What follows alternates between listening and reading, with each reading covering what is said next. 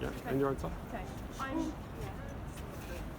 I'd like to read out a statement prepared for Falsely Accused Day by Harvey Proctor. I would like to start off by apologising for not being able to make the candlelight vigil today. Secondly, I would like to take this opportunity to commend the noble effort of those who are courageously raising awareness of those who have been falsely accused and wrongfully convicted. It is a plight that is afflicting our society today, aided and abetted by certain sections of the media, police forces up and down the country, and Parliament. Many will know my story, so I won't go into it in too much depth. If it can happen to me, a former backbench member of Parliament, and to a former Home Secretary and a former Prime Minister, it can happen to you or someone you love. I lost all faith in the police, who are there to protect us and uphold the law. However, I had no faith that I would not be arrested, charged, arraigned, found guilty and imprisoned, in my circumstances, for life. I was treated as guilty. I felt I had to prove my innocence. Very difficult to do when the allegations stretched over years and were said to have happened 30 years earlier. Being under the cosh of a police investigation whilst knowing you are innocent is oppressive and Kafkaesque. The trauma is endless and never subsides. The pain of being falsely accused does not end upon being cleared or no further action. The effects on me, my family and friends are ineffable and not uncommon.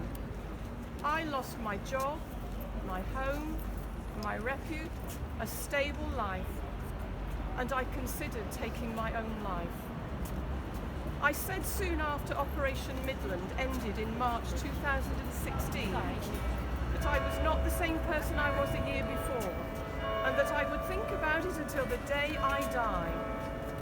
However, I am fortunate enough to know that the outcome of Operation Midland is now well known. Many are not so fortunate, and we all will be at the mercy of the No Smoke Without Fire Brigade. We must ensure that those who have been complicit in compounding our pain are held accountable, such as Keir Starmer, who as Director of Public Prosecutions was instrumental in overturning centuries of British justice by establishing the policy of automatically believing the victim, adopted by Her Majesty's Chief Inspector of Constabulary, Tom Windsor, and enacted by the Metropolitan Police Service.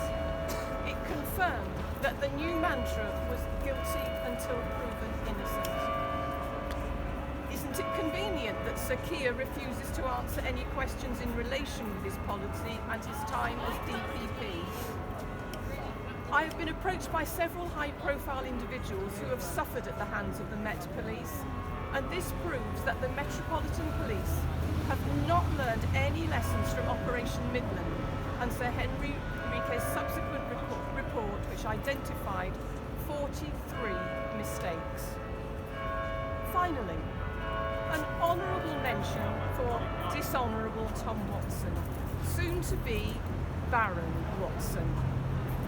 He was responsible for kick-starting the moral panic and instilling fear by abusing parliamentary privilege to allege that there was an omnipotent Westminster paedophile network at the heart of Parliament.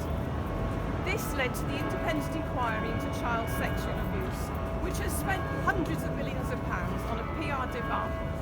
One of its few successes was to criticise Watson and to confirm that there was not a parliamentary paedophile ring. Watson should not have been nominated for a peerage by Sir Keir Starmer, which demonstrates that Sir Keir and Watson have nothing but disregard for victims of false allegations. In conclusion, Chief Constable of Norfolk Police Simon Bailey claimed that false allegations make up only 0.1% of allegations. This is nonsense, and we know it, as does he. Sir Richard Henriques stated the figure was more like 10%. And I'm sure a lot of you believe this to be an underestimation too. Bailey's obnoxious comment illustrated that there is still much to do. We know nothing will change overnight. Knowing as I do from past experiences how lawmakers react to calls for change, the changes will be slow and arduous to achieve. This does not mean that cracks have not developed in the opposition to such changes. High-profile cases such as Operation Midland and the trial of Carl Beech and the ensuing media publicity and MPs' reactions to it are invaluable.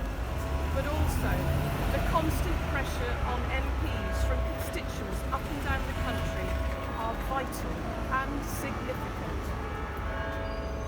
Everyone who has been falsely accused, falsely arrested, falsely prosecuted, and falsely found guilty should write to their MP. Let them know the facts and feel your pain. Together, we will effect change. Together, we will ensure the scourge of false allegations and wrongful convictions do not leave the forefront of everyone's minds. Together, we will win. I would like to finish off by sending my thoughts to the loved ones of Simon Ward, the reason why Falsely Accused Day is usually held on 9th of September, his birthday. However, due to the passing of Her Majesty the Queen, the vigil has been postponed to today. Simon was a champion of this cause, and we all miss him and his contagious ebullience dearly. Merry Christmas and all my very best wishes to every one of you for 2023.